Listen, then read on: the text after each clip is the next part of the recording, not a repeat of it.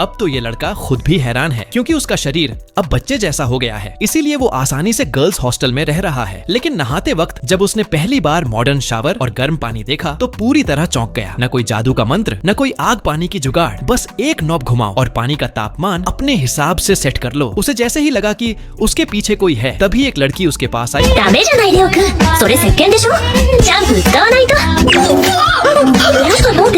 और पीठ साफ करने की बात की, लेकिन अचानक वो बेहोश होकर जमीन पर गिर गई। उसकी आंखों का रंग नीला से खून लाल हो चुका था और दांतों में नुकीले दांत निकल आए थे। उसने लड़के का खून पीना शुरू किया और इसके बाद खुद की असली शक्ल में वापस आ गई। लड़के ने अब और छिपाने का फैसला नहीं किया कि वो असल में एक वैम्पायर बन चुका है। दरअसल उस दिन जब लड़की मरी थी तब उसने उसके साथ एक मिस्ट्रेस कॉन्ट्रैक्ट साइन किया और उसे वैम्पायर के रूप में जिंदा कर दिया। लेकिन इसका मतलब अब ये भी था कि लड़की को न सिर्फ उसकी हर बात माननी होगी, बल्कि जिंदा रहने के लिए उसे वक्त वक्त पर उसी का खून पीना भी जरूरी होगा। जब वे दोनों मॉडर्न सिटी में पहुंचे तो उन्हें ये देखकर हैरानी हुई कि अब इंसानों को किसी जादू की जरूरत ही नहीं है। एंट्री के लिए बायोमेट्रिक वेरिफिकेशन जरूरी था, तो लड़की बाहर रुक गई और लड़का एक खाली जगह में चला गया जहां उसने अपने पुराने अधीनस्थ को बुलाया। लेकिन जैसे ही उसके सैनिकों ने उसे देखा, उनके चेहरे पर सवाल थे, क्योंकि अब वो अपने असली डीमन किंग वाले रूप में नहीं बल्कि एक आम इंसान की तरह दिख रहा था। असल में उसका ट्रांसफॉर्मेशन रिचुअल फेल हो गया था। एक साइड खड़ी ब्लैक स्टॉकिंग्स वाली महिला कुछ कहने लगी, लेकिन लड़का गुस्से में था। उसे ये बात बर्दाश्त नहीं थी कि एक समय का डार्क लॉर्ड